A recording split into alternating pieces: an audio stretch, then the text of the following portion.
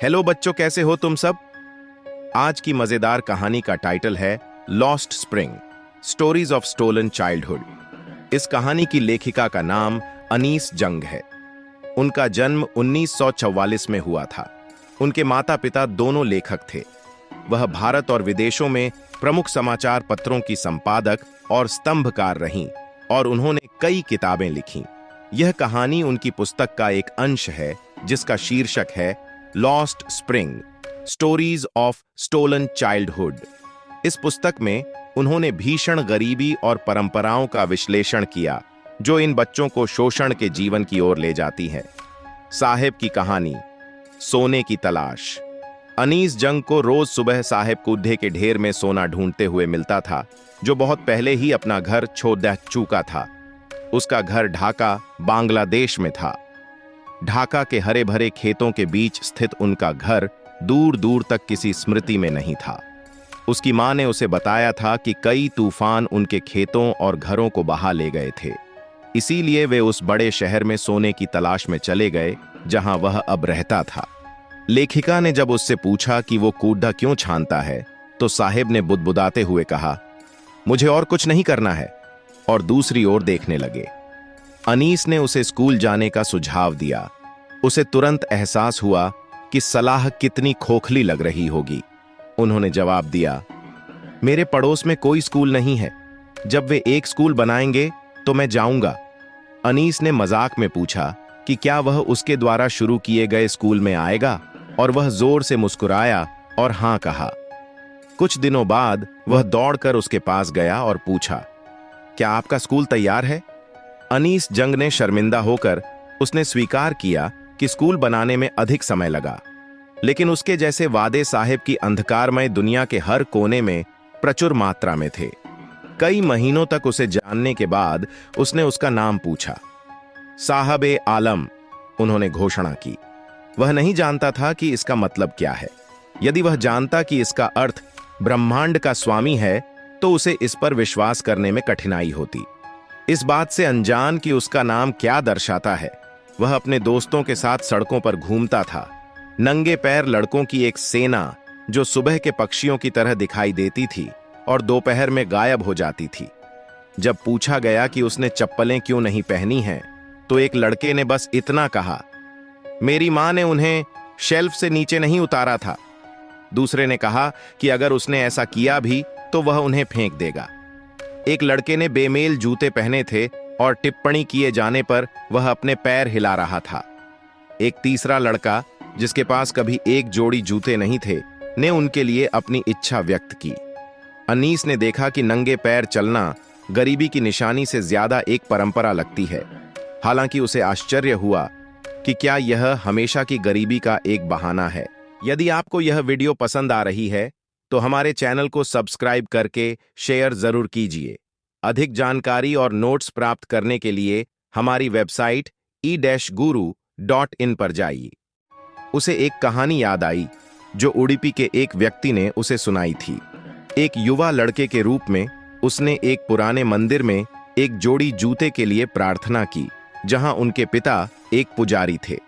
30 साल बाद जब वह कस्बे में गई तो उसने स्कूल की पोशाक पहने और जूते पहने एक युवा लड़के को देखा जो नए पुजारी का बेटा था। उसे लड़के की प्रार्थना याद आ गई और उसने महसूस किया कि जहां कुछ बच्चों के पास अब जूते हैं, वहीं उसके पड़ोस में कूड़ा बीनने वालों जैसे कई बच्चे जूते के बिना ही रहते हैं। नंगे पांव कचरा बीनने वालों के साथ उनका परिचय उन्हें दिल्ली की सीमापुरी नामक स्थान की ओर ले गया।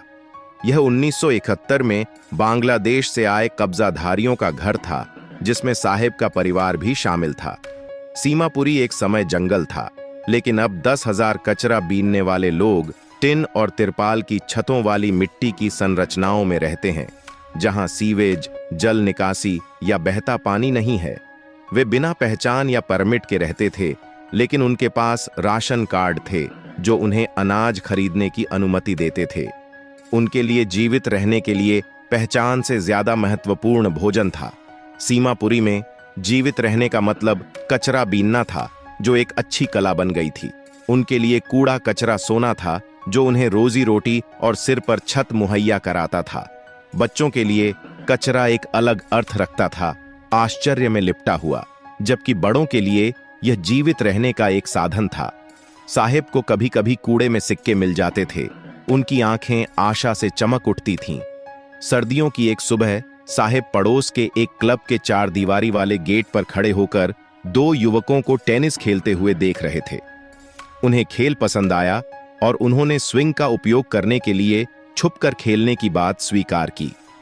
साहिब ने फेंके हुए टेनिस जूते पहने थे, जो नंगे पैर चलने वाले किसी व्यक्ति के लिए एक सपना सच होने जैसा था। हालांकि उसने जो खेल देखा वह उसकी पहुंच से बाहर था। साहिब ने एक चाय की दुकान पर काम करना शुरू कर दिया था, जहां उसको 800 रुपये और भोजन मिलता था, लेकिन उसका बचपना वाला रूप खो गया था। वह जो स्टील का कनस्तर ले गया था, वह उस प्लास्टिक बैग से भारी लग रहा था, जो उसकी खोई हुई आजादी का प्रतीक था। अब मुकेश की कहानी, जो कि कारों का सपना देखता है। भारत के चूड़ी बनाने वाले उद्योग के केंद्र फिरोजाबाद के एक लड़के मुकेश ने अपना मालिक बनने पर जोर दिया और मोटर मैकेनिक बनने का सपना देखा। उनका शहर अपनी चूड़ियों के लिए प्रसिद्ध था और हर परिवार उन्हें बनाने में लगा हुआ था। मुकेश का परिवार उनमें से एक था, जो उच्च तापमान और गंदी अंधेरा कोशिकाओं में काम कर रहा था। इन परिस्थितियों में बाल श्रम गैरकानूनी था, लेकिन मुकेश और 20,000 अन्य बच्चे वहां काम करते थे और अक्सर अपनी आंखों की रोशनी खो देते थे। अनीस को अपने घर ले जाते समय मुकेश की आंखें चमक उठीं और उन्होंने गर्व से बताया कि इसका पुनर्निर्माण किया जा रहा है। वे कूड़े कचरे से भरी बदबूदार गलियों से गुजरे, ऐसे घरों के पीछे से गुजरे जिनकी दीवारें टूटी हुई थीं और उनमें खिड़कियां नहीं थीं। उनका घर आधी बनी झोपड़ी थी।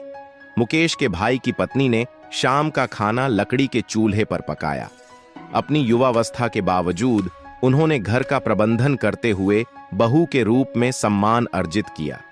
मुकेश की दादी ने अपने पति को कांच की चूड़ियां चमकाने के कारण अंधा होते देखा था। उनका मानना था कि उनकी जाति ने उन्हें यह जीवन दिया है। फिरोजाबाद में घर, आंगन, गली, हर जगह चूड़ियां थीं। लड़के और लड़कियां अपने परिवार के साथ अंधेरी झोपड़ियों में बैठे कांच की चूड़ियां बना रहे थे। उनकी आंखें अंधेरे में समायोजित हो गईं, जिससे कई लोगों की वयस्क होने से पहले ही आंखों की रोशनी चली गई। सविता, एक युवा लड़की, एक बुजुर्ग महिला के साथ कांच के टुकड़े टांका लगाने बैठी थी। अनीस को आश्चर्य हुआ कि क्या सविता चूड़ियों का महत्व समझती है। बुजुर्ग महिला, जो काफी समय पहले दुल्हन बनी थी, अभी भी चूड़ियां पहनती थी, लेकिन उसकी आंखों की रोशनी चली गई थी। उसने कभी भी भरपेट भोजन का आनंद नहीं लिया था, जो फिरोजाबाद में एक आम दुर्दशा है। घर बनाने पर गर्व करने वाले एक बूढ़े व्यक्ति ने अफसोस जताया कि वह केवल चूड़ियां बनाना ही जानता था।